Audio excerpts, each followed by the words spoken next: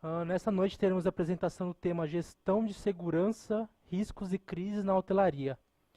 Palestra organizada pela Comissão de Direito Aplicado à Hotelaria e ao Turismo, da UAB, com o apoio do Departamento de Cultura e Eventos, coordenado pelo Dr. Humberto Luiz Borges Durso. E também queria agradecer ao presidente da OAB, São Paulo, Dr. Marcos da Costa, e o vice-presidente da OAB, Dr. Fábio Canton.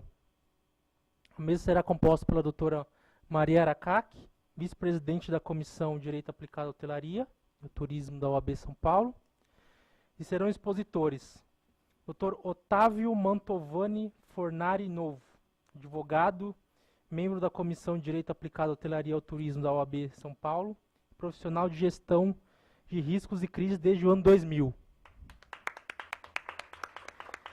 E Imbal Blank, ex-oficial, falei o nome, falei corretamente? Blank, perdão. Ex-oficial da tropa de elite do exército em Israel, tendo trabalhado com segurança de hotéis e turismo no setor privado, experiência na área de segurança pessoal e patrimonial e gestão de riscos.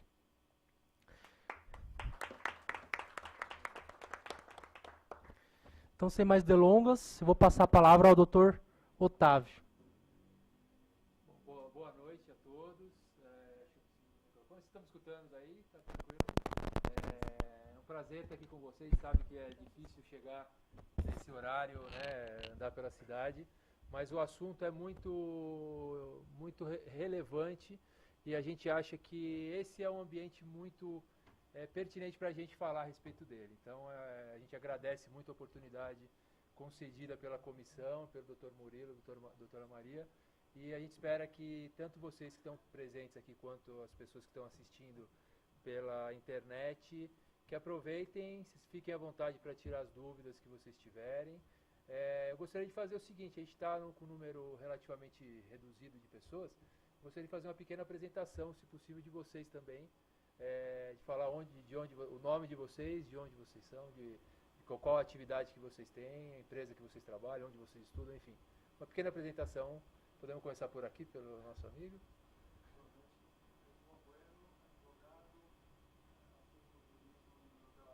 Muito bem.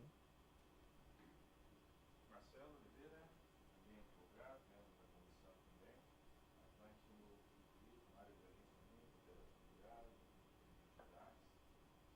Obrigado.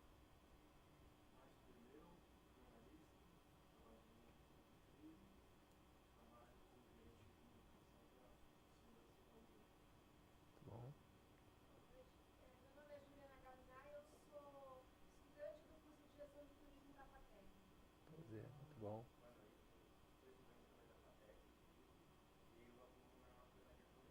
Muito bom. Direito, muito bem.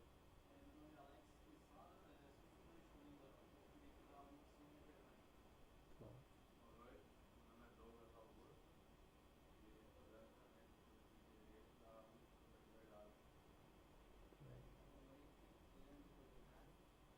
do curso de Direito da Universidade da Liberdade. Muito bom.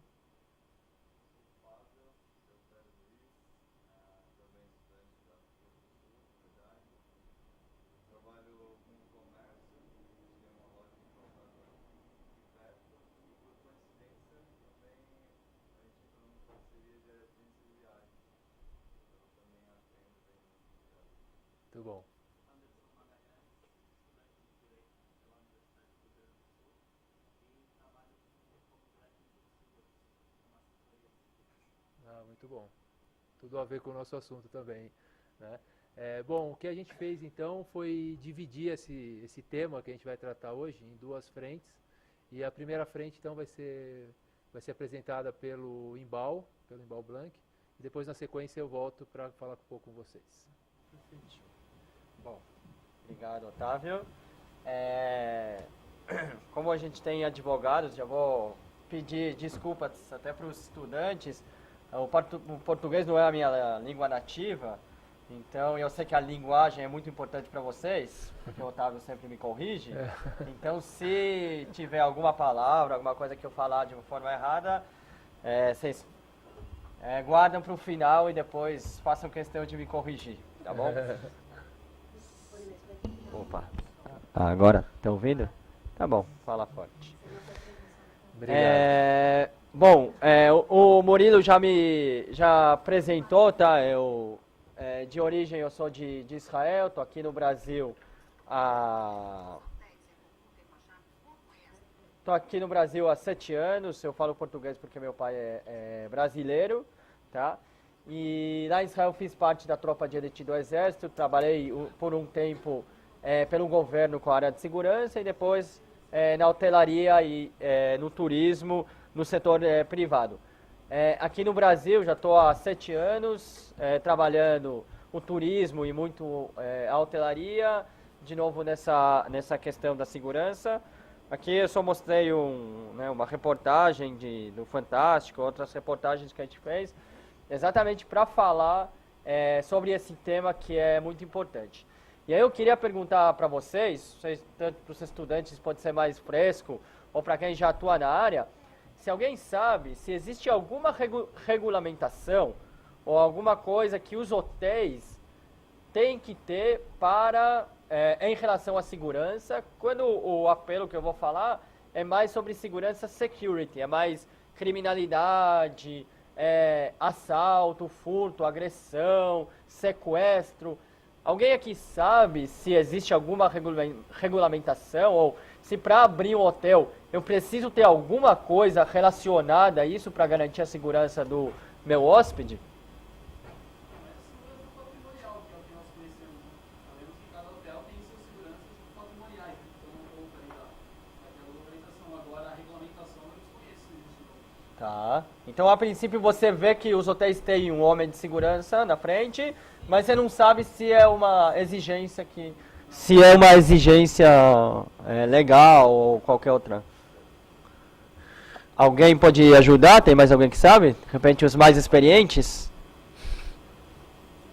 Meio de hospedagem precisa de uma regulamentação exigida pelo Ministério do Turismo, mas não necessariamente inclui qualquer detalhe ou ponto específico de segurança. Para a gente falar de regularidade do negócio. Exatamente. O fato de ninguém aqui, mesmo que o lugar que a maior parte de vocês deveriam saber qual que é a regulamentação, é que simplesmente não existe. Tá? Então, hoje no Brasil eu posso abrir um hotel 5 estrelas com uma diária de R$ 1.500 à noite, sem ter nenhuma ou nada relacionado à segurança. Não preciso nem colocar o homem de segurança na porta, nem colocar as câmeras que vocês estão vendo aqui, não preciso ter procedimentos ou treinar a minha equipe. Na verdade, eu posso abrir o meu hotel sem ter nenhuma dessas coisas e sem essas coisas, não sei se vocês concordam comigo, é difícil a gente garantir a segurança do hóspede. Em relação à segurança safety, que é mais incêndio, etc., a gente tem regulamentação, tá? E por isso que é cumprida em boa parte dos hotéis, pelo menos nas grandes redes. E aí, eu quero perguntar para vocês se vocês acham que essa questão da regulamentação, ou principalmente da segurança, é importante para os hóspedes que vão para os hotéis. O que vocês acham? Sim, não? Provavelmente sim. Então vamos ver alguns exemplos. Primeiro exemplo de um meio de comunicação pequeno, CNN, tá? Eles fizeram uma pesquisa. E nessa pesquisa, eles avaliaram o que o viajante, está procurando na hora de escolher um hotel. E vocês podem ver que eles falam, para traduzir o inglês, que realmente a gente acredita que o principal ponto é o custo. Mas hoje em dia, o custo virou secundário em relação à segurança. Então a gente entende que o hóspede, ou o viajante que vai para um hotel, procura em primeiro lugar essa questão da segurança. E vocês podem falar, mas isso aí é uma coisa que é lá de fora, porque ali tem terrorismo, etc. Em 2015 foi feita uma pesquisa pela MAP, pela DISC9, que são empresas de pesquisas que são sérias, sobre os itens mais importantes para o hóspede. E vocês podem ver aqui, não sei se vocês conseguem ver, tem localização, qualidade de serviço, etc. Mas em segundo lugar, pessoal, é a questão da segurança. Então, a gente vê que não só que essa regulamentação, vocês falaram que é uma coisa importante, como o hóspede procura isso. Tá? Agora, o outro lado disso, que acho que é mais relevante para essa, né, para a plateia e para quem está assistindo a gente, é o que pode acontecer se a gente não garantir a questão da segurança. Alguém conhece essa imagem? Consegue me ajudar? Vocês sabem o que aconteceu o ano passado em Las Vegas? Alguém pode me ajudar, não? Ele estava no hotel, entrou atrás, começou a atirar aleatoriamente nas pessoas. Tá.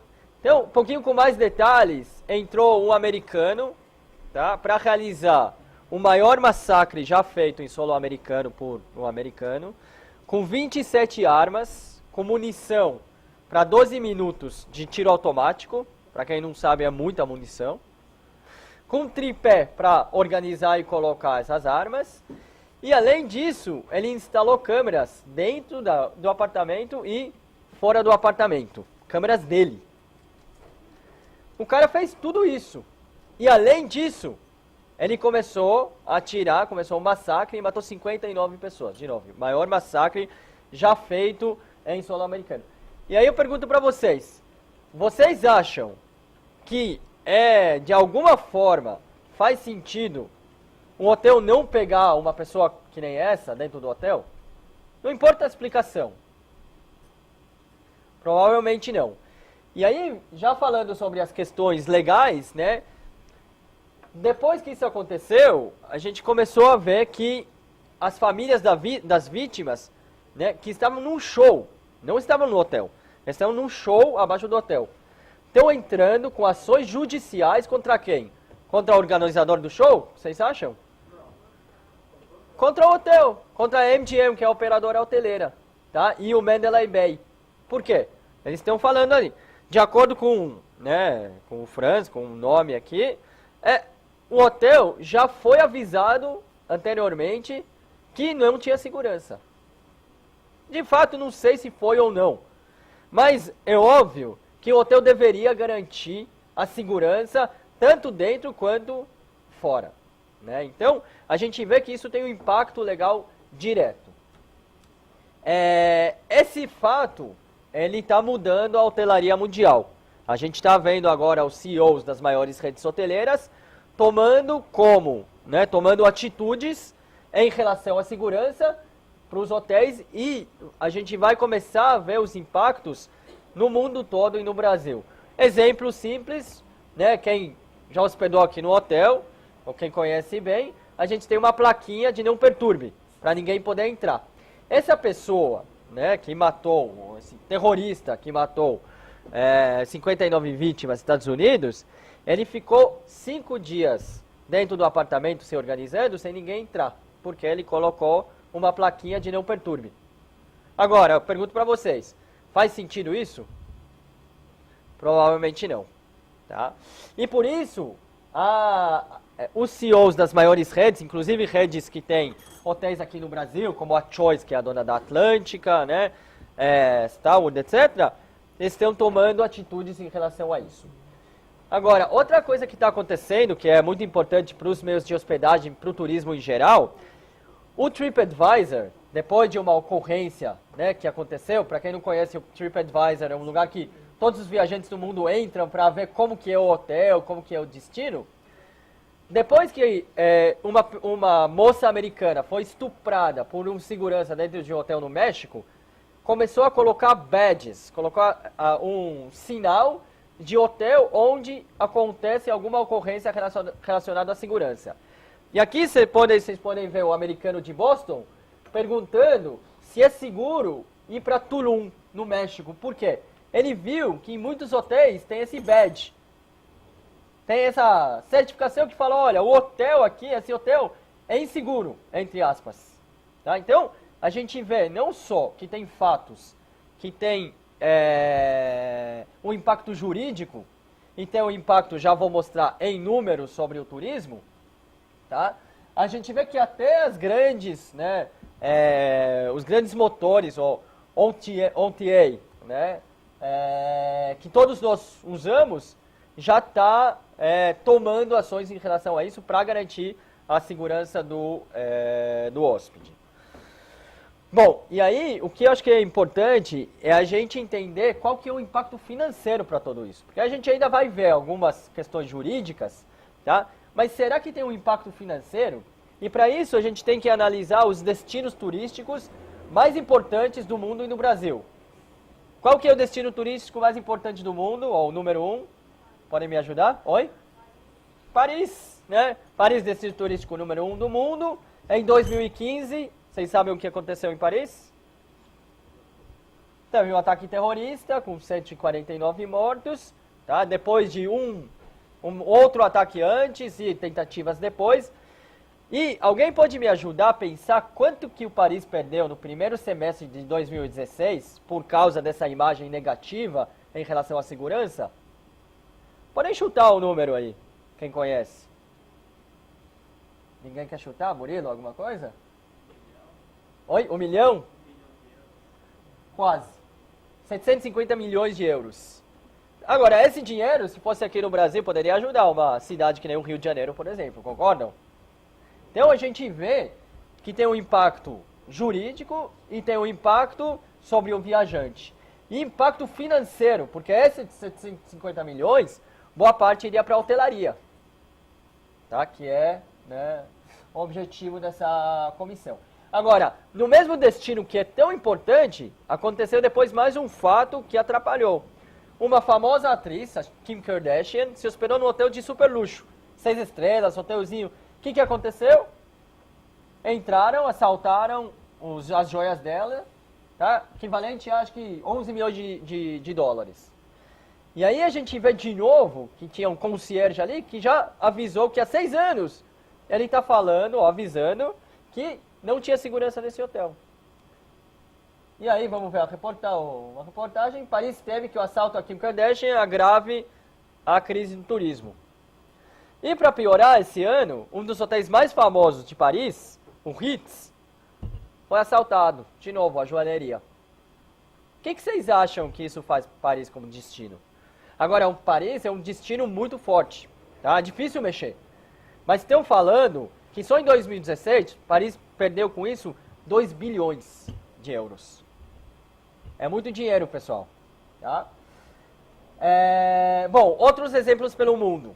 Vamos para a Tunísia. Tunísia, 2015, é um resort, que é um resort muito famoso na Europa, na beira da praia, bonito, tá? Muito, assim, o principal cliente dele, o hóspede, é inglês, britânico, tá?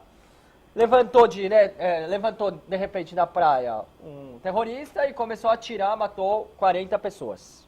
Tá? Vamos ver os efeitos sobre esse hotel e um destino que, se você perguntar para o europeu o que é Tunísia, para ele Brasil e Tunísia é mais ou menos a mesma coisa. Eu sei que para a gente é difícil ver, mas para quem conhece um pouco, e Tunísia até é mais próximo, né? É só ele dar um pulinho de avião. Então, só algumas reportagens aqui. Tourist Desert Tunisia after June terror attack. Então, os turistas não estão indo mais ao destino Tunísia por causa desse ataque. Um hotel onde isso aconteceu, de novo, hotel famoso, caro, ficou hotel deserto. Ele fechou e reabriu só esse ano, tentando se recuperar. E, de novo, as questões jurídicas. As 30 famílias dos turistas britânicos que foram mortas, eles estão entrando com ações judiciais contra quem? Contra o hotel? E contra quem mais? A TUI, a maior agência de turismo no mundo. Por quê? Eles estão alegando que a TUI não garantiu a segurança dos seus familiares. Então a gente está vendo de novo que o impacto da não segurança no hotel, não só que fecha o hotel, mas impacta todo mundo. Todo um destino. Tá? E, de novo, como a gente está falando de comissão jurídica, sempre tem um impacto jurídico, porque isso só é uma pequena parcela do que realmente acontece. Agora vamos falar sobre o Brasil. A gente tem gente aqui que não é da hotelaria, quem é da hotelaria pode falar. Vocês que não conhecem, vocês acham que existem ocorrências em hotéis aqui no Brasil ou não? Sim, não? E quem conhece pode falar, né, que tem bastante. Então, alguns exemplos, eu poderia ficar enchendo, né, de exemplos. Homem invade hotel e tem um caso famoso da Ana Hickman, um caso de furto de bagagem de mochila durante a Olimpíada, uma tentativa de estupro feita por um funcionário dentro de um hotel, o homem em Brasília que amarrou aquela bomba falsa, né, tentou sequestrar, hóspede assaltada dentro de quarto em hotel de luxo em Copacabana. E só 3 semanas atrás, aqui em São Paulo, não estou falando de outros destinos, a gente teve no mesmo final de semana uma explosão de caixa eletrônico e uma execução em frente ao hotel. Então, a gente está falando de muita ocorrência e muita violência. E o que estou mostrando aqui é só o que aparece nos jornais. Agora, será que isso impacta na imagem do Brasil? O que vocês acham? Tá. Aqui a gente pode ver alertas oficiais de viagens do governo britânico e australiano. Então ele está falando aqui, nível de crime, nível alto de crime, violência pode acontecer em qualquer lugar a qualquer hora. Essa é a imagem que o governo britânico está passando para os viajantes que vão para o Brasil. É sério ou não? O que vocês acham? É seríssimo isso. Tá? E, de novo, eu conheço muita gente que tem esse olhar de fora, e o Brasil é muito bem visto. Mas qualquer pessoa que vai querer vir para cá, a primeira coisa que ele pergunta mas não é perigoso? Tá? E aí, a gente pode falar, não, mas isso aí é a imagem imagem de gringo, de gente de fora. Mas, isso aí é uma reportagem agora esse final de semana.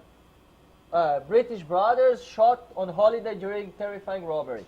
Porto Seguro, 2 britânicos foram assaltados,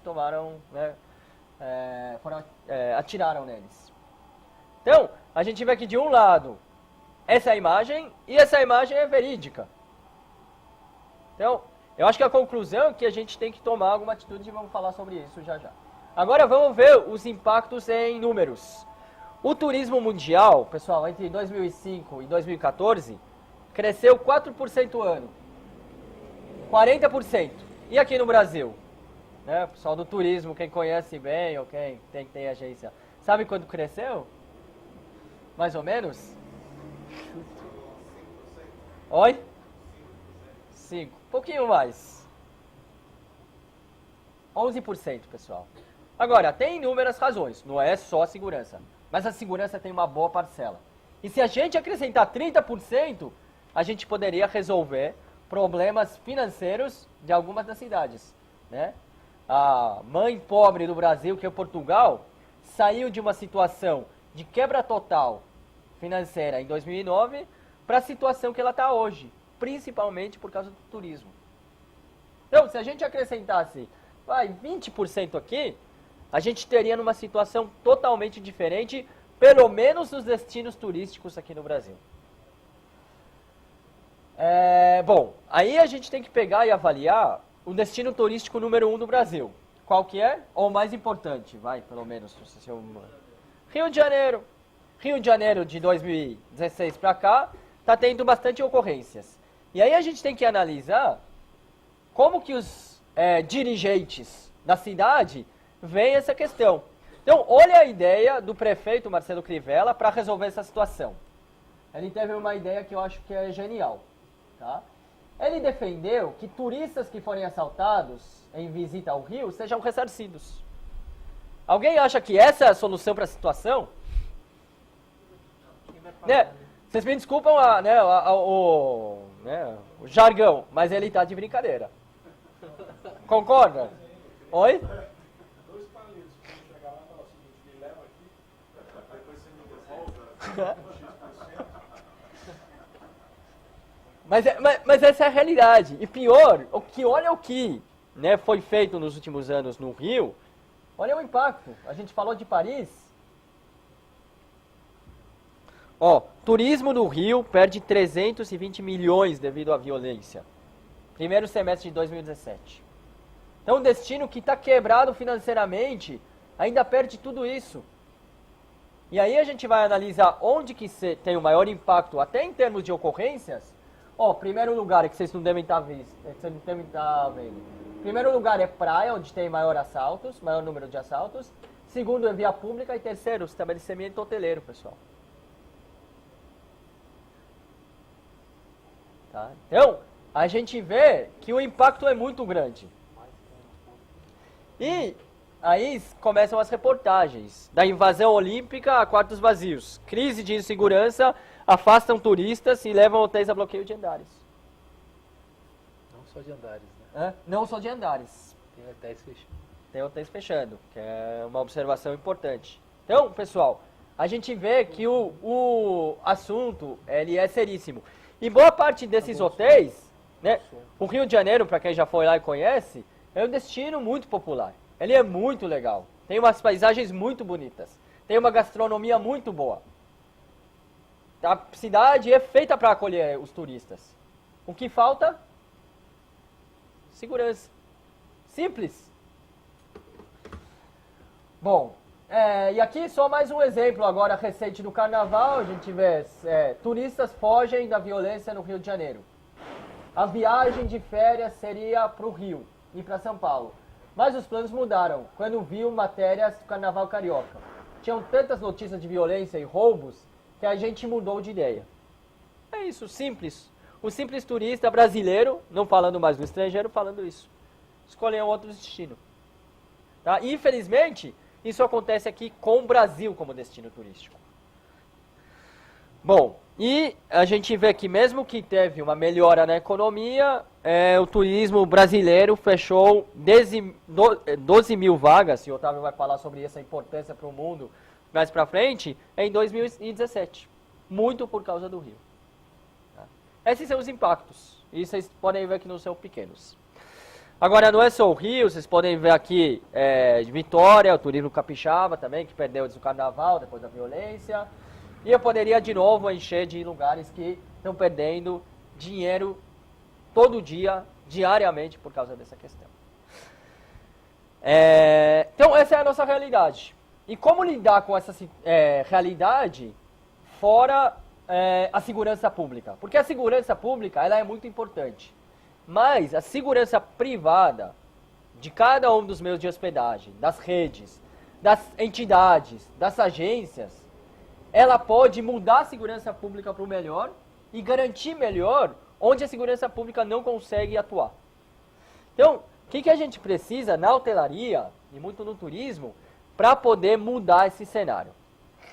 Primeiro, lembram que a gente falou de algum padrão, de alguma referência de como fazer segurança no hotel?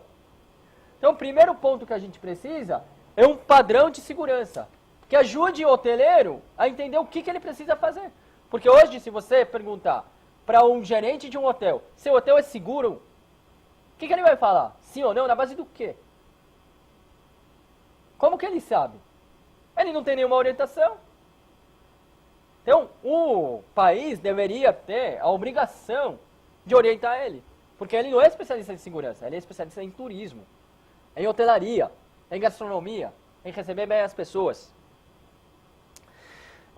Outro ponto muito importante é a integração e comunicação entre os hotéis e as agências de turismo também, mas principalmente os hotéis. Hoje em dia, a gente vê as mesmas quadrilhas atuando em diversos hotéis porque os hotéis não se falam. Agora, óbvio, cada hotel os hotéis têm concorrência em relação a diversas questões. Mas em relação à segurança não pode, porque se eu não contar para o meu colega que aconteceu alguma coisa, ou que uma quadrilha atuou de alguma forma no meu hotel, ela vai atuar da mesma forma no hotel dele. E é isso que acontece. Depois, a parceria com os órgãos públicos, acho que o Otávio vai descrever depois, ele trabalhou muito com isso, é muito importante. Os órgãos públicos, mesmo com os recursos que eles têm, precisam das agências e dos hotéis principalmente, para saber o que está acontecendo. E para ajudar eles a melhorar a segurança pública. Entidades hoteleiras atuantes, que é uma coisa que também está faltando e a gente cobra, a gente faz muito esse trabalho. Da mesma forma que a OAB está disponibilizando uma coisa dessa, deveria ser uma coisa corriqueira. e os parceiros de qualidade. A gente falou do homem de segurança na porta, mas se vocês forem perguntar, e os hoteleiros aqui sabem, podem falar, qual que é o nível desse homem de segurança que está na porta, todo mundo vai falar que é ruim. Por quê? A gente não sabe o que exigir dele e não exige o que realmente a gente precisa. Então, é só assim que a gente consegue melhorar. Eu tenho tempo ainda ou como é que está a situação? Eu já estou chegando. Mais uns 7 minutos. Tá ótimo. 7 minutos. Bom, então, o que eu sugiro? O que é esse trabalho? Primeiro, a gente falou de um padrão de segurança no hotel. O que a gente faz quando a gente vai no hotel para manter esse padrão? Primeiro, a gente faz um diagnóstico. A gente entende onde são as fragilidades em 3 pilares, já vou tocar nessa questão. Depois, a gente cria procedimentos, né? Que é o que a gente tem, na verdade, quem é advogado é paralelo à legislação. Diz pra gente o que tem que fazer em cada situação, tá? Seja situação positiva ou negativa. Depois a gente treina as pessoas, tem que explicar para as pessoas e audita. Na verdade, a gente criou um padrão, por quê? Porque o governo, ou, né, porque esse padrão está faltando. Esse padrão, quando a gente faz esse trabalho, ele toca nos 3 pilares, que são a tecnologia, né, o que a gente fala muito das câmeras, etc. A gente vê que tem muito desperdício e um uso muito mal feito dessa tecnologia que é cara. Depois os procedimentos já vou mostrar e a questão das pessoas. A questão humana, ela é muito importante, porque quando eu falo para os hoteleiros, e até para quem está aqui, como vocês se indicaram, a gente fala de segurança, a gente pensa muito no homem de segurança na porta. Mas quando a gente fala de segurança aqui, a gente fala da camareira. Por quê? A camareira tem na mão a chave mestra do hotel, do apartamento. Se ela não entender a importância disso, o que ela vai fazer? Ela vai usar essa chave e abrir o apartamento de vocês para uma outra pessoa. Então a segurança, ela na verdade deveria incluir, né, dentro do padrão, muito mais do que a equipe de segurança ou homem de segurança. Deveria incluir todos os funcionários. E para mostrar isso, a gente sempre faz um pequeno exercício que eu quero fazer com vocês. Primeiro, a gente fala para os funcionários que cada um deles é responsável. Da mesma forma que eu estou falando para vocês, né, ou para os hoteleiros, ou para quem está assistindo, que ele é responsável por essa questão, a gente fala para os funcionários. Porque até então, essas questões não são faladas. Então, como que ele deve saber? E a gente sempre faz um pequeno exercício para demonstrar para ele a importância, que eu quero tentar fazer com vocês. Eu vou mostrar para vocês um pequeno vídeo. Só eu preciso ver onde está. This is an awareness test. Vocês conseguem ver? Conseguem ver, observar bem a tela? Então o exercício é o seguinte. Aqui tem uma equipe branca e uma equipe azul escura. Eles vão estar passando a bola entre si. Tá? Cada bola entre a equipe branca e a equipe azul. O objetivo de cada um de vocês é contar exatamente quantas vezes a equipe branca passou a bola de um para o outro. Microfone. Opa. O objetivo de vocês é contar exatamente quantas vezes a equipe branca passou a bola de um para o outro. E aqui, como está tudo iluminado, vocês têm um desafio até maior. Todo mundo entendeu? Vamos lá, então. 3, 2, 1. How many passes does the team in white make?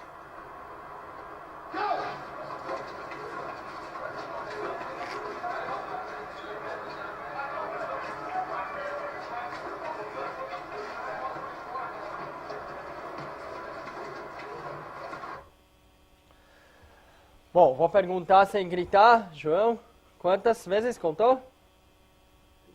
Espera aí. Se não contou, não contou? Contou? Chegou a contar? Oi? 12. 14. Ah, 14. 12.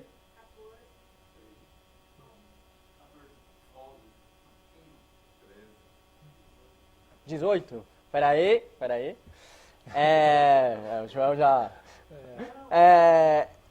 Então a gente tem de 12 a 14. Ah, 15. Agora, eu quero de novo, não gritem, tá? Eu só vou pedir que levante a mão quem viu alguma coisa diferente nesse vídeo. Ok, a gente tem 3 pessoas, 4 pessoas.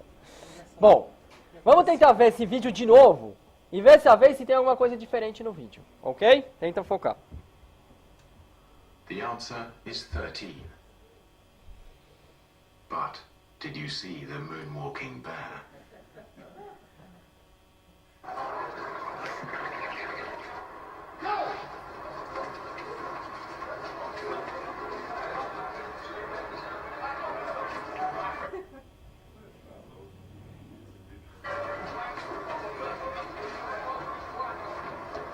Todo mundo conseguiu ver? Sim. Concordam que ele é um pouco diferente dos outros?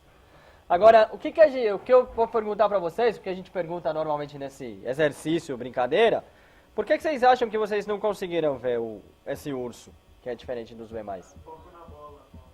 Exatamente. E será que isso acontece com os funcionários e até com a gente em relação à segurança? Até com a gente na rua, né? No dia a dia. Tá. Então, o nosso foco aqui, e o que a gente está tentando fazer desde o funcionário que a gente faz esse exercício, até o gerente do hotel e o diretor, é falar, olha, vamos acrescentar esse foco da segurança para o seu dia a dia. Porque se a gente fizesse um exercício diferente, eu falasse para vocês, pessoal, vai passar um urso entre essas duas equipes. Por favor, procurem. Vocês iam conseguir achar ou não? Provavelmente sim. E é exatamente o que acontece com a gente. Então, se a gente entender a importância dessa questão para o nosso dia a dia, desde o diretor ou presidente da rede até o último funcionário, a gente vai conseguir, cada um no seu nível, conseguir achar o urso e resolver o problema. Mas se a gente não entender, podem passar uma banda de ursos aí que ninguém vai ver, né? Bom, então isso é só para ilustrar, né, o método que a gente usa. A gente cria muitos manuais, porque aqui no Brasil as pessoas não gostam muito de escrever manual e muito menos de ler. É importante que cada rede, né, e para vocês que são advogados isso é muito importante, tenha uma base. Tá? E não só a rede, na verdade eu acho que, não sei se o Otávio concorda, até as entidades deveriam ter uma base. Sem dúvida. Né? Ou as agências de viagem, né? Até em relação à gestão de crise que o Otávio vai falar. Então, isso é uma coisa que a gente faz muito e aplica. E para melhorar, a gente está tentando criar, ou está entregando para os hoteleiros um certificado. Para que serve esse certificado? Para que ele possa vender essa ideia e principalmente para ele poder praticar.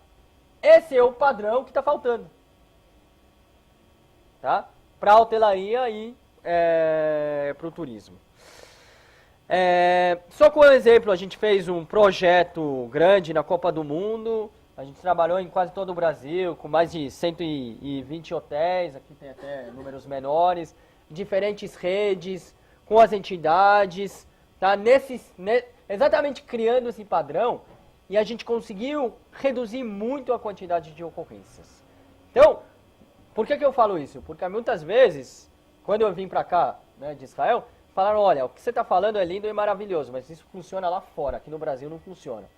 E agora eu posso falar com, né, garantias que aqui no Brasil essas coisas funcionam. Em todos os níveis, desde o nível de presidente até o último funcionário. Bom, a gente está fazendo várias ações desse tipo com as entidades hoteleiras, e é importante que quem está aqui possa levar isso aí, cada um para sua casa, cada um para, né, as outras pessoas que conhecem. Quem está vendo a gente da hotelaria também é importante que leve para o seu hotel.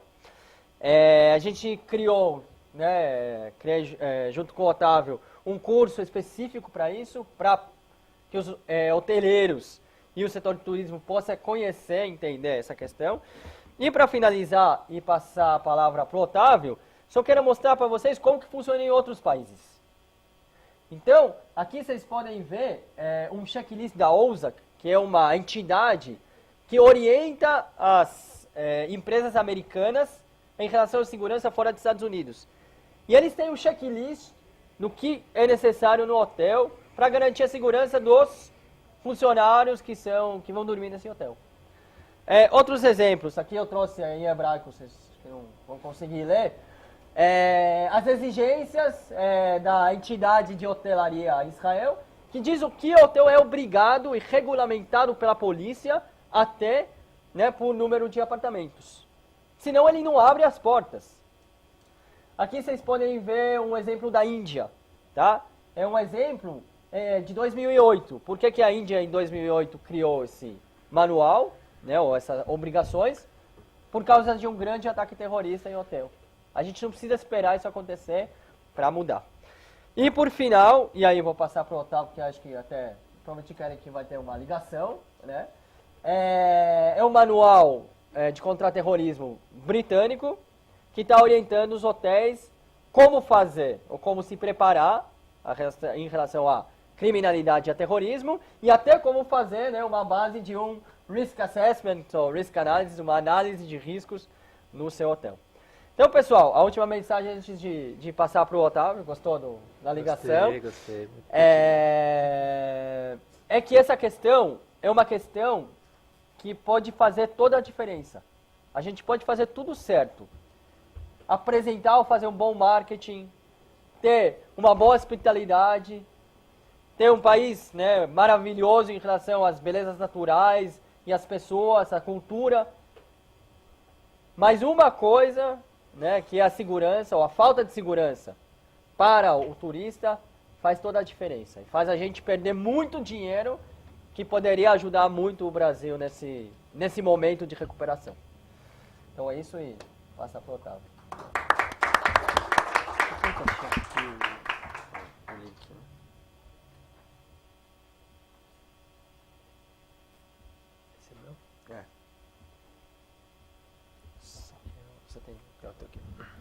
Então, bom, gente, continuando, então, a gente, como eu disse, nós dividimos, né, o tema em duas frentes. Então, o Imbal, ele tocou mais nos assuntos, digamos assim, operacionais, com relação à questão de criminalidade, controles de acesso nos hotéis, né, todo tipo de danos que as pessoas, né, e os bens podem sofrer nas operações hoteleiras.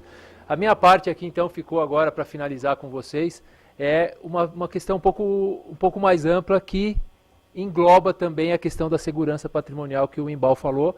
Eu vou falar mais a respeito da gestão de crise, gestão de riscos e de crise, como garantir o mínimo de organização numa operação hoteleira ou de turismo que possa garantir o conhecimento das ameaças e o tratamento delas. Então, vamos começar. Eu queria fazer uma pergunta para vocês, independente da área que vocês atuam, se vocês já pararam para pensar, ou talvez quando vocês vieram para essa palestra, ou as pessoas que estão assistindo quando clicaram lá para assistir o vídeo, né?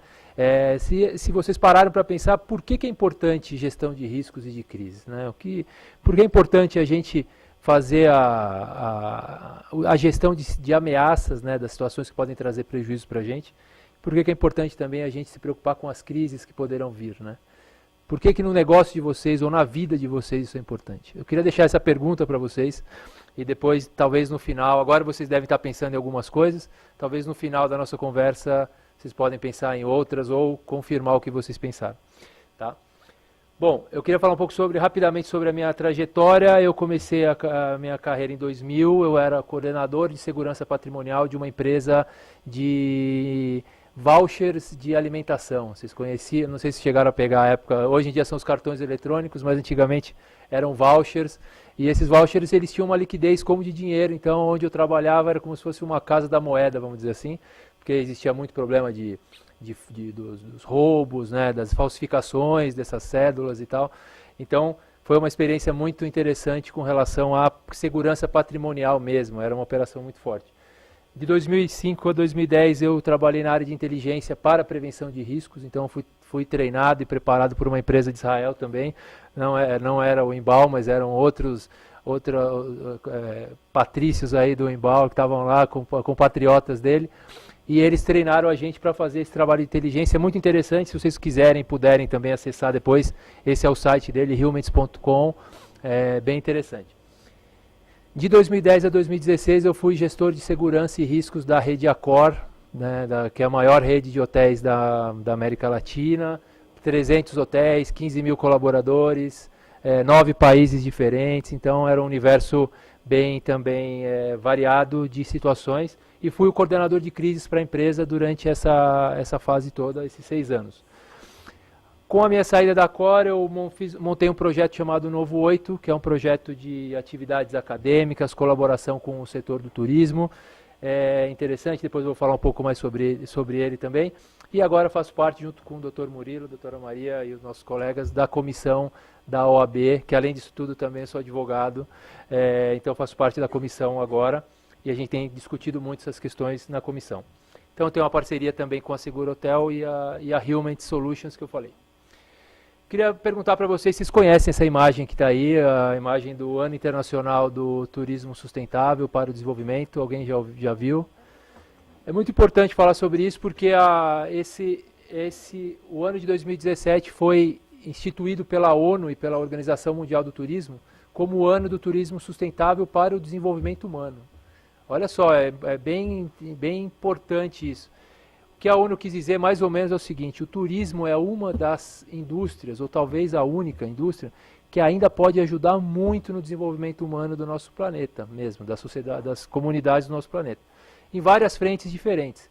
Então, com relação ao patrimônio histórico, com relação à economia local, com relação à questão social também, de mobilidade social, várias questões, crescimento econômico, como eu falei, inclusão social, proteção do meio ambiente, tudo isso o turismo pode ajudar a melhorar diversidade, patrimônio histórico e, por último, aí que tem a ver com a nossa conversa de hoje, o entendimento mútuo, a paz e a segurança. Olha só, então, que importante que é o turismo para não só as nossas vidas aqui, que a gente é mais interessado nisso, mas para o mundo inteiro. 2017 foi o ano do turismo, 2018 a ONU não instituiu nenhum ano ainda especial, não tem um International Year para nada, então por enquanto a gente vai continuar falando de turismo, a ONU também provavelmente vai falar disso, então é bem importante. Novo 8 é esse projeto é uma plataforma de informações, então tá lá, tem uma plataforma na internet, onde as pessoas, por exemplo, de pequenos estabelecimentos hoteleiros ou de turismo, podem acessar informações gratuitas para começar a iniciar um projeto de gestão de riscos e crises nos seus negócios. Também, é lógico que existem os outros serviços na plataforma, mas a questão realmente é fomentar essa discussão. Como o Imbal estava comentando, a gente está nessa onda, nessa linha da mudança de consciência com relação à segurança e à gestão de riscos no setor de turismo. Né? Então, esse projeto que eu criei depois da saída da Accor foi citado pela ONU como uma das iniciativas do Ano Internacional do Turismo. Então, é bem interessante estar alinhado com essa tendência também mundial. E é importante falar para vocês que o nosso trabalho, ele considera, eu não sei se está dando para vocês verem, a cadeia produtiva do turismo. A gente fala muito, está falando de hotelaria aqui, dos hotéis e tal, mas o que a gente se preocupa sim e com certeza é com a cadeia turística, porque não adianta nada ter um hotel extremamente seguro, com todos os preparativos que o Imbal comentou, toda a infraestrutura de prevenção, se os outros elos dessa corrente são fragilizados e com isso os turistas não vão chegar, os hóspedes não vão chegar nos hotéis. Isso então para a gente claro, a gente tem que trabalhar toda a cadeia da hospitalidade. Então, os atrativos turísticos, os transportes e meios de locomoção, a hospedagem que a gente está falando aqui com mais detalhes hoje, a questão de alimentação, serviços de apoios turísticos e a comercialização disso também.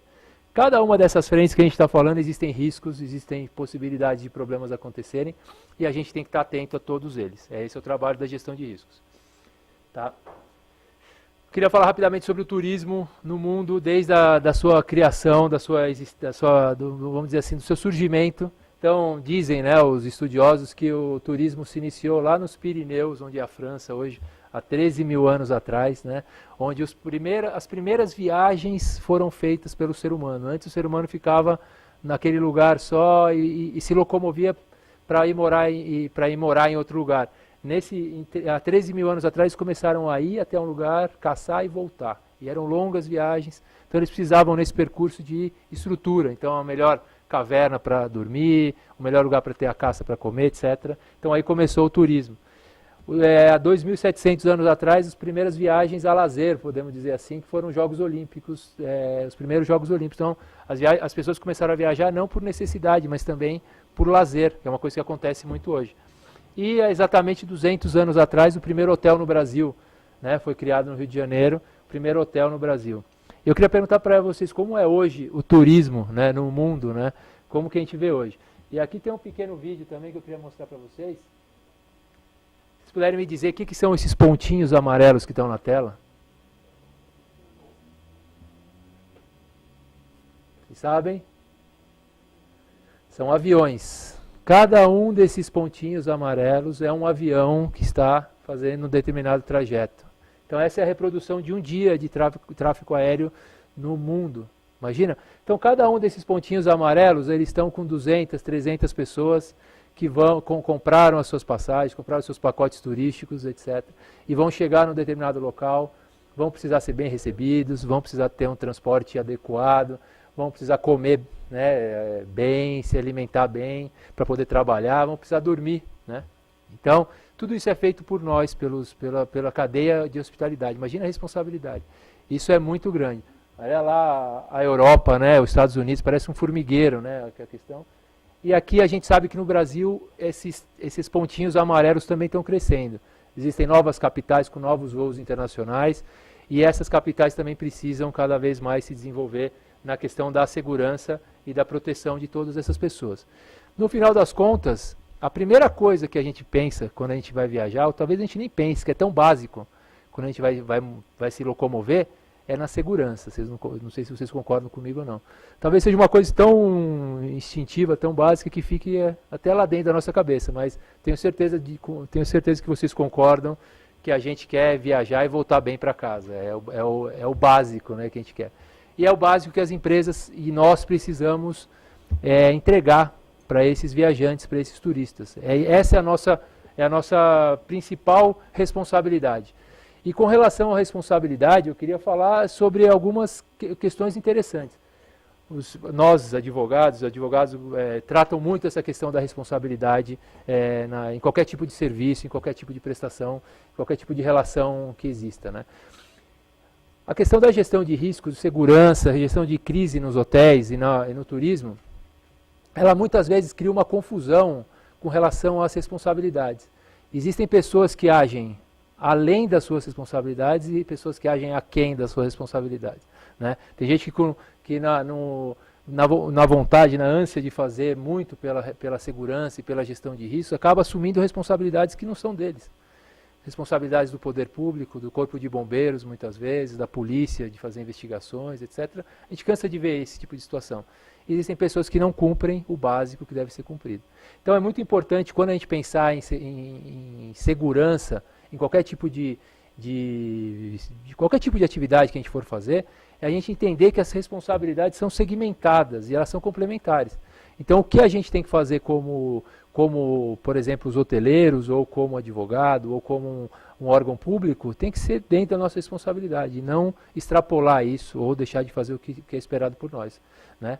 Então, eu queria falar sobre algumas leis que a gente trata muito com relação às questões da gestão de riscos e crises.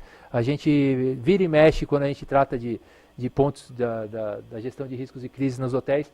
Essas leis elas surgem, né, para a gente tratar. Então, com certeza a Constituição Federal, o Código Civil, Código Penal, o Código do Consumidor muito, né, a questão da responsabilidade objetiva, que vocês estudantes de direito sabem até melhor que já faz tempo que eu estudei isso na faculdade, mas é muito importante a gente saber, né, que da questão o Código Penal, a Lei Geral do Turismo também estabelece muitas diretrizes para o nosso trabalho também. A CVM, a Comissão dos Valores Mobiliários também, eu não vou entrar no detalhe de cada uma delas, mas eu acho que é interessante passar pelo menos. A Lei Anticorrupção, que estabeleceu várias formas de controle nas empresas. O ECA, com relação ao controle, né, das crianças, dos hotéis. Isso é de uma sensibilidade muito grande para os hotéis, saber como lidar com essa questão, né? Então, crianças viajando sozinhas, crianças com um dos pais. Isso é uma coisa que cria situações de crise comuns nas atividades hoteleiras. A Lei Brasileira de Inclusão é uma questão também que a gente tem tratado bastante. As normas da BNT, normas da Anvisa com relação à segurança alimentar. Existem muitas situações de risco com relação aos alimentos. A gente sabe que os restaurantes também têm, os hotéis também têm esse serviço de restaurantes, então é muito importante. Marco Civil da Internet, a VCB com relação à segurança de incêndio, entre outras. Essas aqui são só algumas que a gente costuma tratar quando a gente fala de gestão de riscos e crises, tá?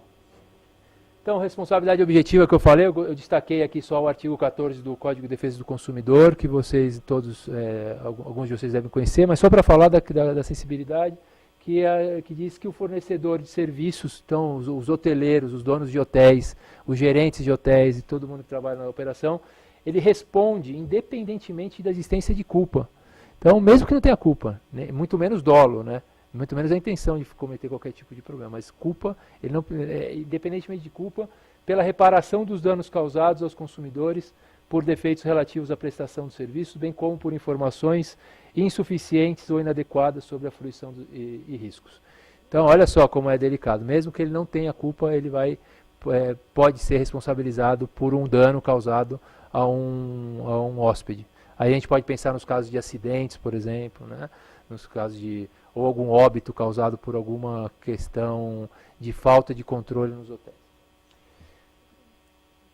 Eu queria fazer uma pergunta para vocês. Vocês imaginam, vocês que usam hotéis aí, que vocês viajam, né? Vocês imaginam quantos riscos existem conhecidos numa operação hoteleira? Quantos vocês chutariam?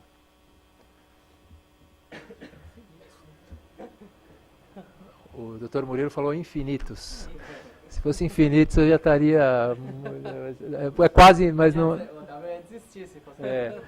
Mas vocês imaginam o número? Isso são riscos classificados, riscos monitorados, vamos dizer assim. Elencados numa relação.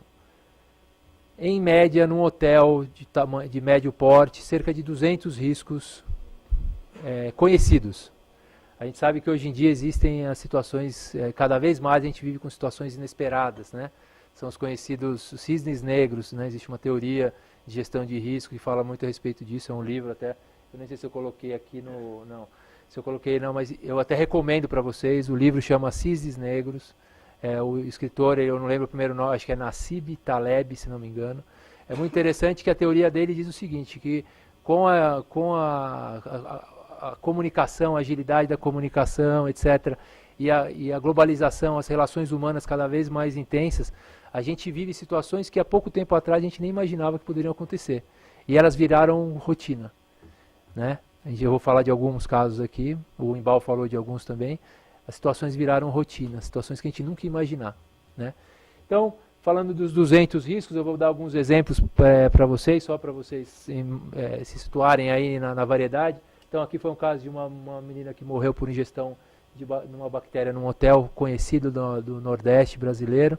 Era uma convenção que estava acontecendo lá, a menina acabou falecendo. As pessoas, a operação do hotel responsável pela alimentação foi toda responsabilizada e relacionada e responderam criminalmente, inclusive, por esse caso, né? Então, desde do gestor do hotel até os cozinheiros, etc., foram responsabilizados. Uma invasão num hotel do Rio de Janeiro, não sei se vocês viram esse caso, os traficantes em fuga num confronto policial, 25 traficantes perto da favela da Rocinha, no Rio de Janeiro, alguns anos atrás, eles em fuga, eles acharam o único lugar que eles tinham para tentar escapar da polícia era o hotel, porque o hotel tem uma questão muito delicada e importante com relação à segurança, que está sempre de portas abertas, né? A hospitalidade assim exige, vamos dizer assim, que os hoteleiros sempre recebam bem, com um sorriso no rosto. Nesse caso aqui foram 25 traficantes que invadiram o hotel. Situações de óbito e de suicídio são muito comuns, né? Então o hotel a gente sabe que existem estudos, inclusive, que dizem que o hotel é um ambiente procurado por pessoas que têm a intenção de se suicidar, né, pela questão do tratamento que eles vão ter, da responsabilidade toda do hotel com os trâmites e etc. Datas festivas, exatamente, o Natal, né, finais de ano, etc. Isso é muito comum. Então é preciso ter também uma forma de trabalhar essa situação. Aí o caso no hotel em BH, uma atriz famosa, uma celebridade famosa que teve uma agressão, né, que acabou até ocasionando a morte do agressor. Funcionário, como o Imbal falou, esse caso de estupro. Um outro caso aqui de ataque armado com armas super pesadas. O Imbal contou de Las Vegas, que parece tão longe da gente, né? Um atirador em Las Vegas com 23 armas. Esse caso aqui foi um caso também parecido, com armas de grande calibre dentro do hotel. com 2 mortes causadas dentro do apartamento do hotel. Aí assaltos em hotéis aí de São Paulo, recentes, do caixa eletrônico, tem vários casos. E aí existem alguns casos que talvez vocês não conheçam, aí alguns riscos que vocês não conheçam. Alguém já ouviu falar no norovírus? Não? O norovírus, ele é um vírus próximo, parente, aí, primo próximo do rotavírus, né, que é um vírus que vitimiza muito crianças e idosos, né? O norovírus, ele é um pouco diferente, que ele, vamos dizer assim, ele é mais democrático, ele não faz diferença. Qualquer pessoa pode ser contaminada por norovírus. É uma intoxicação por ingestão do vírus. Então, o que acontece muito com esse vírus é que quando uma pessoa passa mal, por exemplo, desculpem aí a escatologia, mas, por exemplo, a pessoa vomita na superfície, não basta fazer uma limpeza normal, uma limpeza regular, só como é feito normalmente. Esse vírus, ele permanece. Se for feita uma limpeza normal, aparentemente ele não está mais ali, mas ele continua lá. Então uma outra pessoa coloca a mão, encosta na boca e tal, e vai ter a mesma reação. São intoxicações muito fortes. Então o que acontece normalmente em hotéis que tem um surto de norovírus é que nunca acontece uma vez só. Então acontece um surto durante 3 dias, aí todo mundo pensa que a crise acabou, que o problema foi resolvido. Depois de 3 dias vem um novo surto com mais problemas, etc. Então norovírus, só para diversificar para vocês, legionela, alguém já ouviu falar na legionela? Legionela também é muito... Desculpe, na Europa ela é se fala muito a respeito, em Portugal, que o Imbal comentou, se fala muito da legionela. É uma bactéria que fica nos dutos de água de hotéis, hospitais, e ela tem uma característica, a bactéria se propaga muito, se multiplica em temperaturas medianas, então entre 20 graus, entre 22 e 45 graus. Então aquela água morna. Então é muito importante os hotéis terem controle, né, terem protocolos de controle de temperatura de água, etc. Em muitos casos, pessoas têm, e ela gera problemas respiratórios, muitas pessoas têm, inclusive, existem fatalidades com relação à legionela, e aqui no Brasil muita gente nem considera uma morte causada por legionela porque não se verifica. Então, no exterior é muito comum. Também é uma questão de responsabilidade do hotel fazer esse tipo de controle. Bed bugs. Alguém já ouviu falar nisso? Bed bugs. Eu fui fazer uma viagem para conhecer uma rede de hotéis nos Estados Unidos, uma grande rede de hotéis nos Estados Unidos, e conversando com o risk manager, com o gestor de riscos dessa rede, eu perguntei para ele qual era o principal risco que essa rede americana, com 2.000 hotéis, qual era o principal risco que eles tinham. E ele categoricamente falou rapidamente para mim, bed bugs. E na hora o inglês, né, aquela coisa, a gente fica meio sem... What? Né? O que você quis dizer? Bed bugs? Eu falei, bed bugs? Bed bugs? São os insetos, são os percevejos, né, que a gente tem aqui no Brasil. E esse risco para os americanos é muito, vamos dizer assim, culturalmente falando, isso causa muito transtorno. As pessoas, quando são acometidas de bed bugs, têm uma reação de muito, como que eu posso dizer, de falar a respeito disso, ir nas redes sociais e falar muito sobre isso. Talvez aqui aconteça, mas ninguém liga muito. E lá, então, como vocês podem ver os resultados aí, ó, cada caso de bed bug causa um prejuízo de $6.000 para o hotel. 91% dos gerentes de hotéis têm preocupação com os bed bugs. 20% dos hotéis já tiveram ações judiciais por conta dos bed bugs, né? E 8 em cada 10 hotéis tiveram surtos de bed bugs no último ano. É uma coisa, também é uma coisa que talvez a gente não escute falar aqui no Brasil a respeito disso, mas é no mundo. O livro está aqui para quem quiser anotar, é muito interessante. Vale a pena para a gente, nessa nova era, a gente se preparar cada vez mais com relação ao inesperado, ao desconhecido. Né? Outra coisa que está acontecendo cada vez com mais força são os riscos cibernéticos. Isso os hotéis e as empresas de turismo, elas estão ainda muito aquém do que esperado delas com relação à responsabilidade de proteção das suas redes. Então, as redes de Wi-Fi, por exemplo, dos hotéis, possuem vulnerabilidades extremamente sensíveis.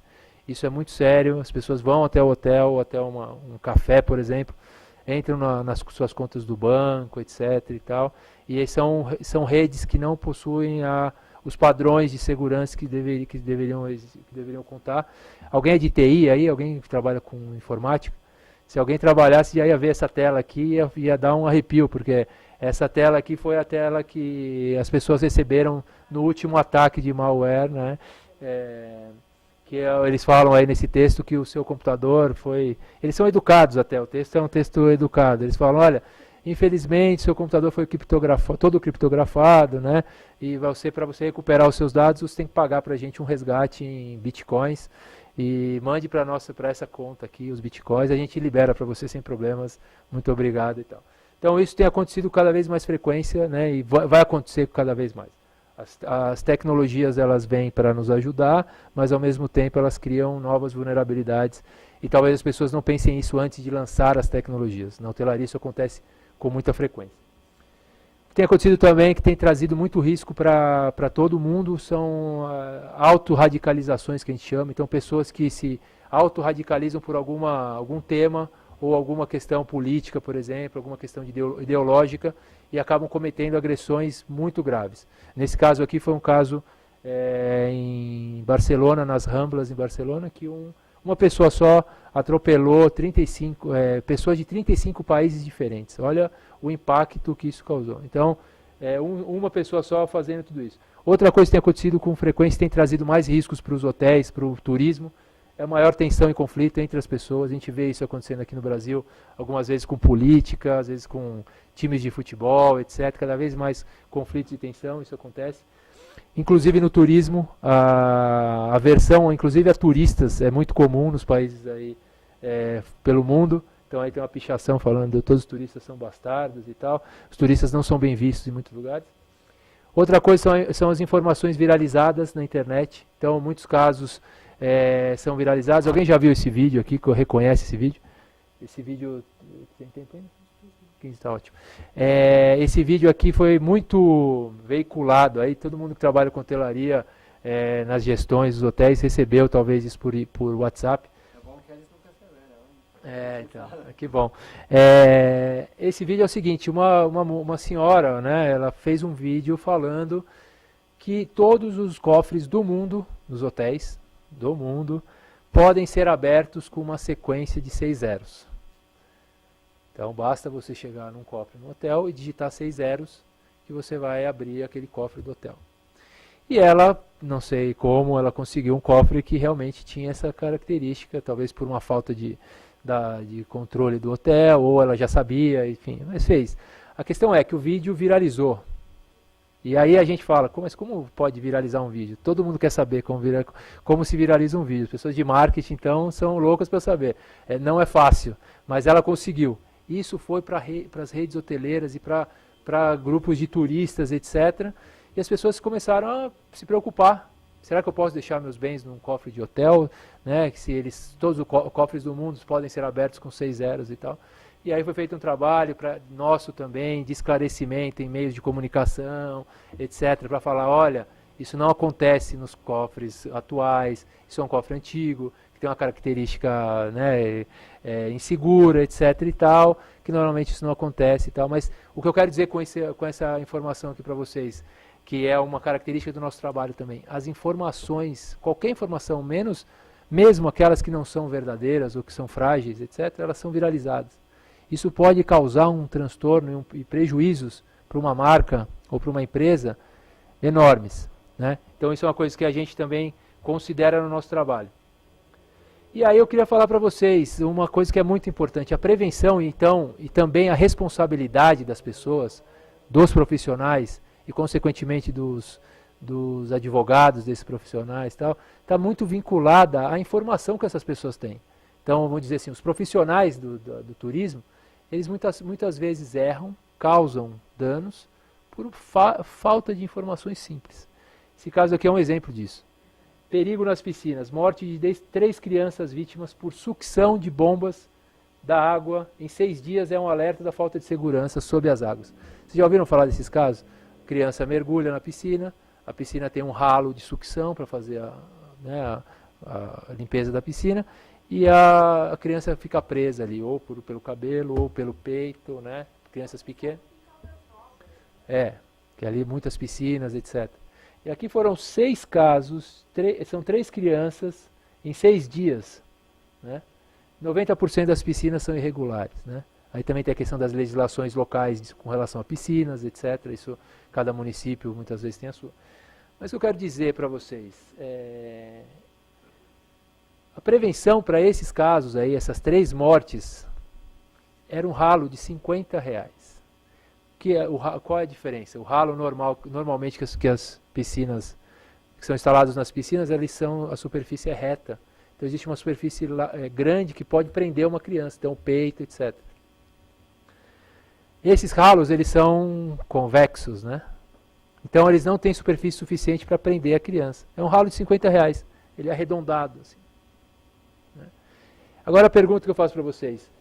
Por que esses hotéis aí que tiveram 3 mortes nos últimos 6 dias não fizeram a prevenção? Vocês acham que por... Não conheciam nenhum caso? Não tinham questões de budget eu acho que não é, né?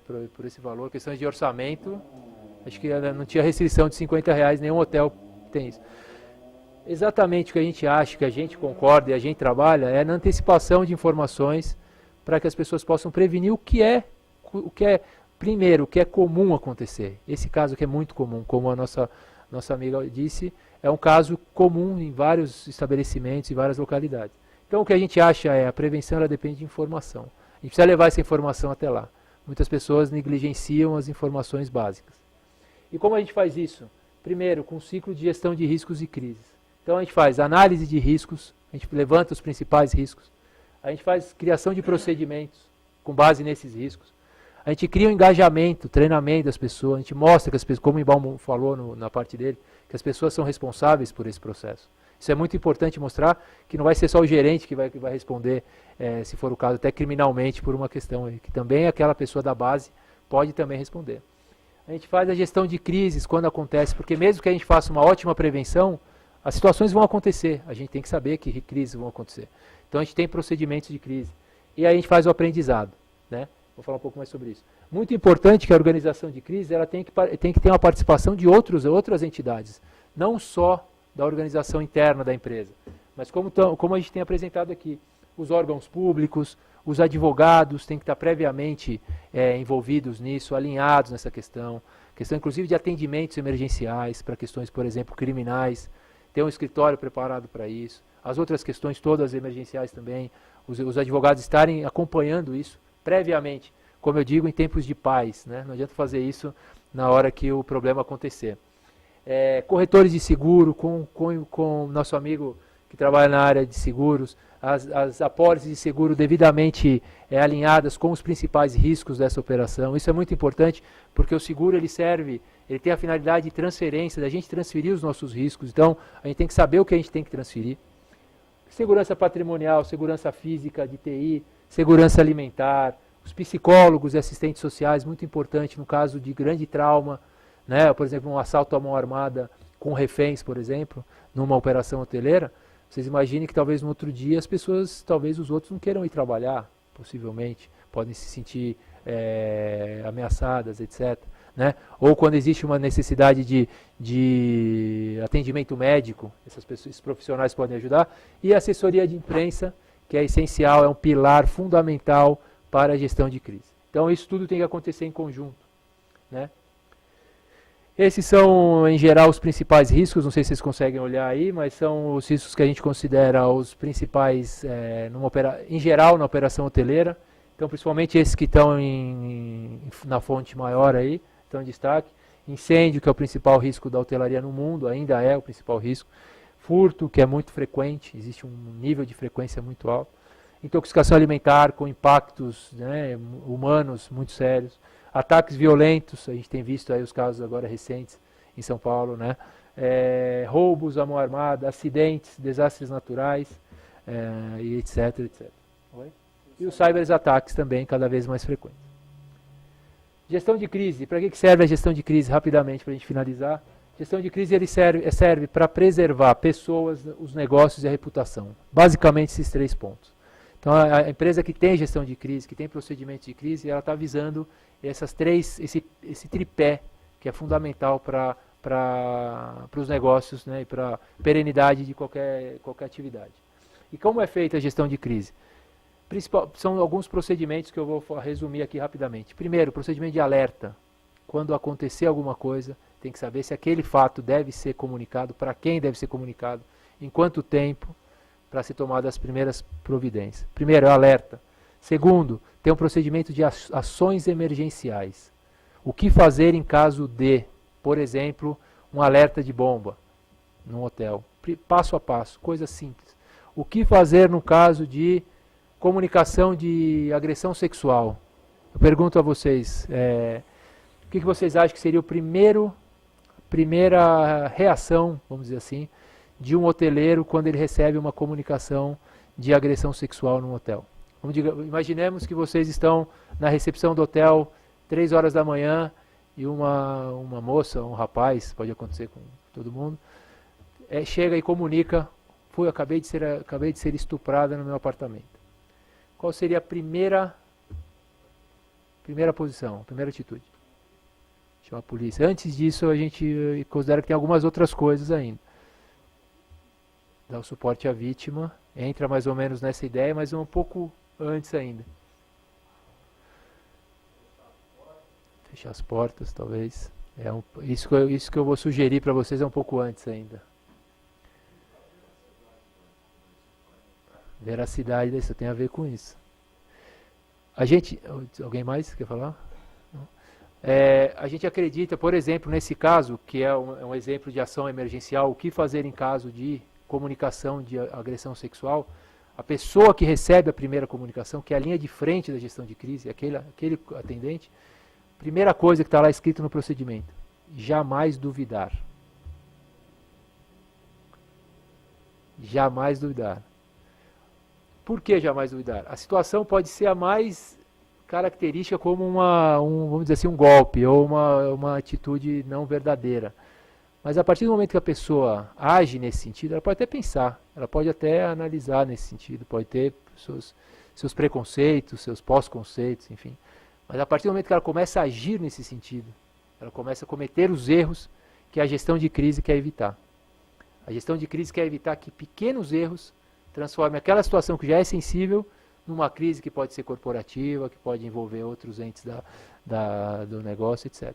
Então é um exemplo só de onde chega a preocupação da gestão de crise. Porque essas pessoas, elas estão na linha de frente da primeira hora, que é a hora de ouro. Todos os gestores de riscos e crises sempre tratam a primeira hora como a mais importante. Outro ponto importante da gestão de crise é a centralização de informações. Isso é muito importante, inclusive, para fins jurídicos também. Então, essa organização de crise vai receber todas as informações da crise, da situação. Então, todo mundo vai saber com o que a gente está lidando. Outra coisa é estabelecer estratégia. Aonde a gente quer chegar nessa situação, para onde a gente quer ir, como a gente quer ser visto depois dessa situação. Existem casos, como o caso, por exemplo, do acidente da TAM em 96, que 6 meses depois do acidente da TAM, a TAM era considerada uma das melhores empresas do Brasil, 6 meses depois do acidente da TAM. É lógico que existe uma série um contexto com uma série de coisas, mas a gestão de crise foi feita de uma maneira razoavelmente boa, até muito boa, considerada por alguns, que a imagem da empresa não só não piorou, como melhorou. A empresa foi considerada uma das melhores empresas para se trabalhar. Isso é possível também. Decisão. Centralizar a decisão. Precisa ter uma pessoa ali na estratégia de gestão de crise para tomar as decisões. Tá? O retorno à normalidade é saber quando a crise acabou. Um exemplo claro disso é, por exemplo, o trabalho de bombeiros num incêndio. O que eles fazem quando eles apagam o incêndio? O que eles fazem depois disso? Vocês sabem? Alguém é dessa área? Como chama? Exatamente. Eles fazem o rescaldo. O que é o rescaldo? É a garantia que a crise acabou. É a garantia que nós voltamos à normalidade. Eles vão olhar lá se não existem outros focos de incêndio. Isso funciona para qualquer tipo de exemplo, qualquer tipo de risco. Às vezes a gente volta à normalidade numa situação de crise, quando a crise ainda não acabou. Então é muito importante esse ponto aqui. E o aprendizado. É muito importante aprender com tudo isso e voltar a esse ciclo. Muito importante dizer, o aprendizado não precisa ser só em situações reais. A gente faz muitos simulados de crise, muitos exercícios de crise. Eu acredito que é mais inteligente a gente aprender com situações irreais do que com situações que não são. Para finalizar, eu queria deixar 4 mensagens para vocês que eu aprendi nesses anos aí de trabalho nessa área. Primeira coisa, que são boas notícias. A gente falou tanta coisa pesada, né? Mas é que são boas notícias aí para finalizar. Com atitudes simples, que não mudam muito o dia a dia de uma operação hoteleira ou de qualquer outra atividade, a gente pode criar mecanismos que vão se tornar um diferencial de mercado para essas empresas. Porque esse é o lado bom da situação ruim, vamos dizer assim. E sempre tem. O nível, às vezes, é tão baixo, né, do tipo do serviço, que se você der um passo adiante, você já vai estar com um diferencial de mercado muito grande. Outra coisa, o engajamento, as pessoas, quanto mais engajamento, quanto mais envolvimento das pessoas, menor é a probabilidade de riscos. Isso é fato, isso eu vi acontecer. Eu vi em hotéis que as pessoas eram mais engajadas, o nível de riscos, a gente fazia o mapeamento de todos os riscos, o nível de riscos era lá em cima. As pessoas que eram mais engajadas, o risco, a quantidade era menor. Então, e é barato, é de graça, as pessoas já estão lá. Você só precisa colocar algumas informações que são inteligentes, que são peças fundamentais para ela melhorar. Outra coisa, boa notícia, isso daqui não parece uma boa notícia, mas erros evitáveis é igual ao aumento de impacto. Nossa, Otávio, que estranho isso. Erros evitáveis é igual ao aumento de impacto. É uma boa notícia isso. Esse caso aqui, por exemplo, vocês estão vendo, é um vazamento de óleo no Golfo do México, da BP, né, da British Petroleum. E esse daqui foi causado basicamente por um erro humano. Era um erro evitável. A pessoa tinha que controlar o nível de vazamento, não controlou. Foi o maior vazamento da história. Então, quer dizer, se é evitável, o que acontece? A gente pode fazer com que ele não aconteça. Então, é uma boa notícia. E por último, eu quero dizer para vocês, quando a gente trata desses assuntos de gestão de riscos e crises, dentro de cada um tem um medo. Isso é fato. As pessoas sentem medo. A gente sabe na frente, na operação dos hotéis, as pessoas têm medo. Esse bombeiro que está aqui na imagem, aqui, com certeza, o que vocês acham? Estava com medo nessa situação aí? Com certeza absoluta. Mas ele vai deixar de agir se precisar? Não vai. Não entrar em pânico, tomar algumas atitudes, ele vai saber o que fazer. A gente tem que fazer a mesma coisa também. Não deixar o medo tomar conta, é natural, todo mundo tem medo, e saber o que fazer. Tá bom, gente? Muito obrigado, a gente está com o tempo curto aí.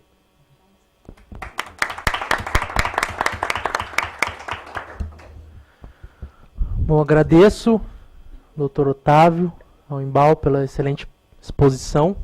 E antes de passar para as perguntas, eu queria pedir para o Dr. Marcelo entregar um certificado ao Dr. Otávio e ao Dr. João entregar um certificado ao Embal.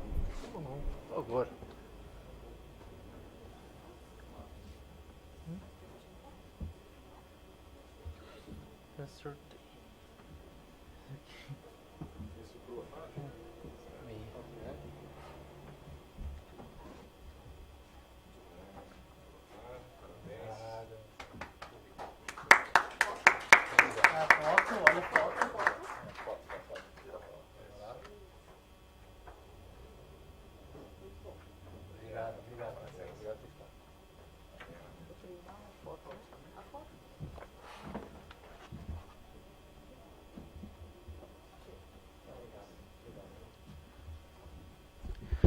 Alguém tem alguma pergunta para fazer ou para o Dr. Otávio ou para o Embal? Comentários? Experiências, histórias aí que vocês já passaram. Algum caso que aconteceu, que presenciou? Todos têm sorte, eu quero ficar no mesmo hotel que eles ficam. Uma vez, Dr. Otávio, eu tava no hotel, não era nada grave, né? Mas eu simplesmente entrei, quando fui entrar no meu quarto, tinha uma camareira assistindo a TV onde eu tava. No apartamento. No meu apartamento, ou seja, a gente acompanha aí os casos, a mídia e muitas vezes a insegurança, né, a questão vem dos próprios colaboradores, né? Isso que por isso que a importância do treinamento é importante. E aí até abre uma possibilidade de falar de uma questão que para os advogados eu acho que é bem interessante falar. Nesse tempo que a gente trabalhou com a gestão de riscos e crises, eu trabalhava também no departamento jurídico e com esse olhar também como advogado, eu acompanhava então todo o processo daquela ocorrência, desde do seu nascimento, vamos dizer, quando aconteceu lá no hotel, a forma que foi tratada, até toda a negociação, os acordos de compensação de danos, aquela coisa toda que, não sei se vocês já presenciaram alguma situação assim, até uma eventual ação judicial e a sentença lá na frente. E uma coisa que a gente notou e a gente mapeou isso de uma forma muito clara, é que vamos dizer, a ação judicial, a instalação da ação judicial, ela tinha total relação com a forma como a pessoa foi, por exemplo, uma vítima de um furto, por exemplo, ou de uma situação no hotel, foi tratada naquele primeiro momento. Isso era uma questão assim clara como a água. Se a pessoa tinha sido tratada com solidariedade, com cuidado, com toda a prestação de serviço e tal, né, de um hoteleiro, de uma pessoa assim que normalmente deveria ter, a possibilidade daquela pessoa entrar com uma ação judicial ela era muito menor. Quando a pessoa era tratada de uma maneira mais, menos solidária e tal, a chance era muito maior. Então, isso é uma coisa que talvez para os advogados e para as pessoas que trabalham nas questões judiciais dos hotéis, é muito importante tentar implantar isso na cultura dos hoteleiros também. Olha, a forma como a primeira tratativa da ocorrência foi feita, vai se transformar ou não numa ação judicial e ter uma relação muito grande. Pelo que vocês apresentaram, eu acho que a gente pode afirmar, ou deduzir, não adianta nenhum investimento em tecnologia, equipamentos de última geração, câmeras que filmam em qualquer condição, sensores, se não tiver um treinamento do elemento humano que é o responsável pelas experiências da autoridade. É isso. Não adianta investimento. Sempre é bom usar bom equipamento, mas eu conheço algumas empresas bem sérias de Israel que vieram trabalhar com o poder público aqui, chegaram a implantar até uma sala grande de monitoramento para cidade, não estou falando nem de hotel, que simplesmente está parada por falta de treinamento, engajamento. Então, a questão do fator humano é uma coisa que muitas vezes a gente deixa de lado, porque primeiro que é difícil visualizar, né? Se eu implantei uma câmera, posso falar, olha, eu coloquei câmera, né? Mas aí na hora de analisar as câmeras, né, nos quadradinhos onde a gente vê, você vê que tem uma planta na frente dessa câmera, justamente onde você queria pegar. Isso é uma coisa que a gente viu acontecendo. Por quê? Porque nos últimos 3 meses, onde a planta cresceu, ninguém olhou as câmeras. Então, tanto o uso do equipamento e principalmente o fator humano, que é barato, ele já está lá. A gente costuma falar muito que você, num hotel que tem um homem de segurança, em vez de você usar os 2 olhos dele, você pode usar os olhos, 100 olhos de mais 50 funcionários, que cada um tem 2. Então, faz toda a diferença, isso realmente é o ponto que tem que mais trabalhar, os procedimentos e o fator humano. Acho que... Mais alguma? Márcio.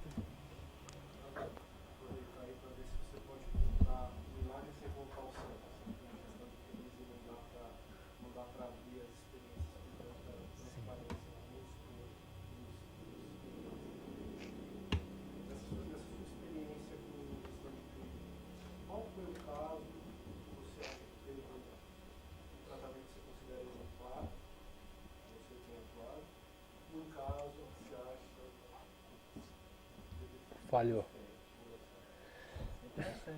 É interessante, mas é problemático, porque mesmo sem entregar o santo, eu não sei se eu vou conseguir ser tão criativo assim de refazer a história.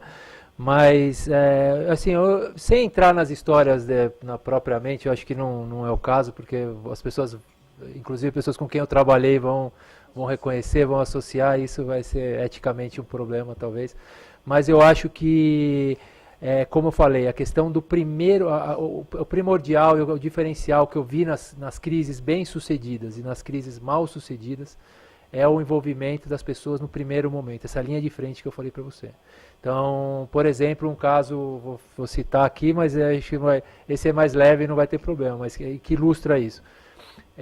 Numa situação que aconteceu em um hotel, foi um roubo à mão armada, com reféns, etc., e a gestão do hotel, os gestores, diretores do hotel, um hotel grande, cumpriram o procedimento de crise e não deram as primeiras informações sem serem verificadas, validadas, etc., que é É um procedimento normal de gestão de crise. Você só informa oficialmente os meios de comunicação ou o poder público informações verificadas e validadas.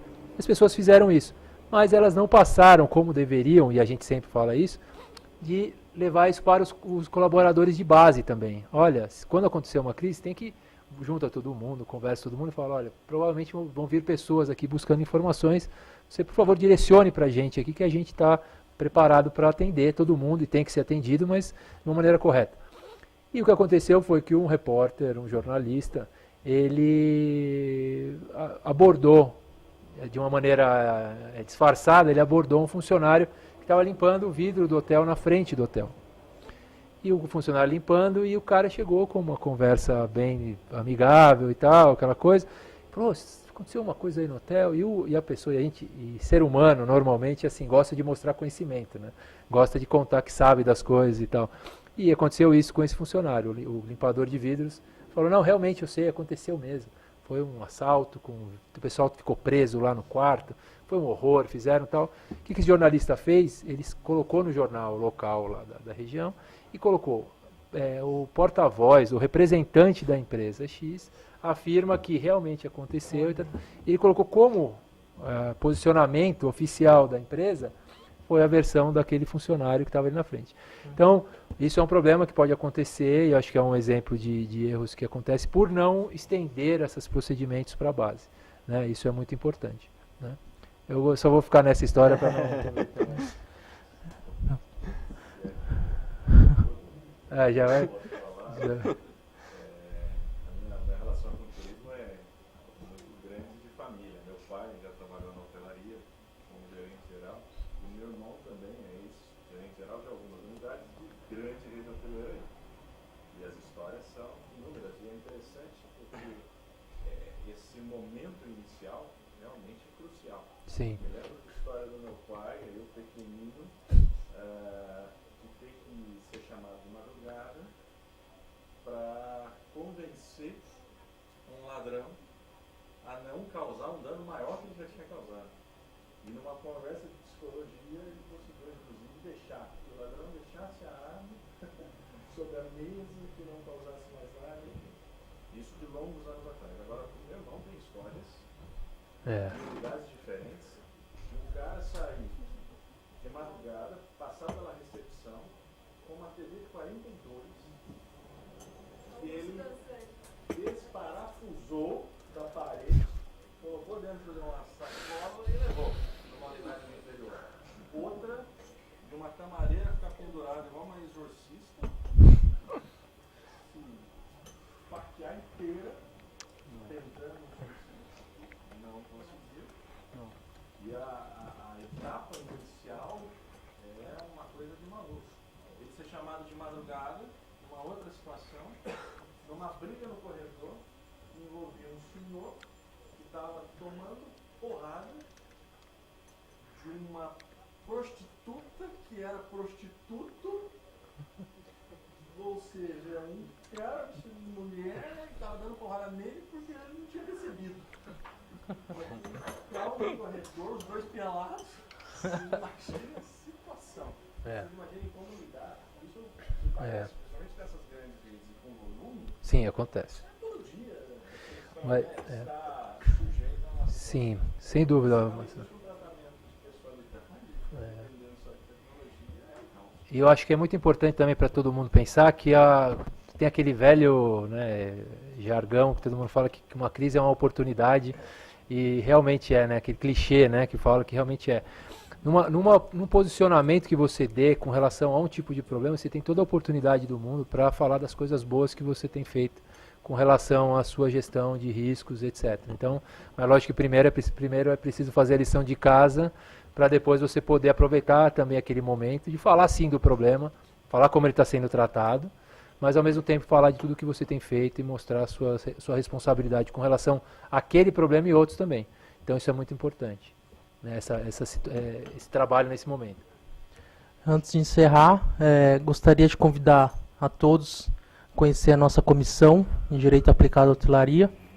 Nossas reuniões são toda segunda, terça-feira do mês, em regra, né? Mas depois a gente envia, para quem se interessar, a gente envia o calendário oficial. Tá? A gente está aberto tanto para profissionais de turismo ou do direito, tá? Que eu tenho certeza que todos podem agregar um pouco, tá bom? Obrigado, gente. Murilo, quero só mais um pouquinho, estou quebrando as Claro. regras aqui. Mas um ponto que eu acho que é muito importante, principalmente para quem está estudando, e a gente está dando muitas palestras e aulas no SENAC, é que com esse princípio do que vocês ouviram aqui, quando vocês começaram a atuar, quem atuar, e acho que quem veio para cá é porque está interessado nessa área, quem atuar, é não deixar de lado e esquecer o que foi falado aqui. Quando vocês virarem advogados, ou de agências de turismo, ou de redes hoteleiras, como já tem gente com experiência aqui, é levar essas questões aos gestores e fazer eles entenderem a importância e principalmente o que pode acontecer. Tá? Porque a tendência muitas vezes é a gente ouvir na palestra e deixar na palestra dentro da OAB, e por isso acho que, primeiro, óbvio que é muito importante participar, eu acho que nas reuniões, para quem está interessado, e levar isso aí como bagagem quando vocês forem atuar como advogados. E para quem já está atuando, a gente conta com a ajuda de vocês para melhorar essas questões que a gente viu, que todo o setor só tem muito a ganhar com isso, eu acho.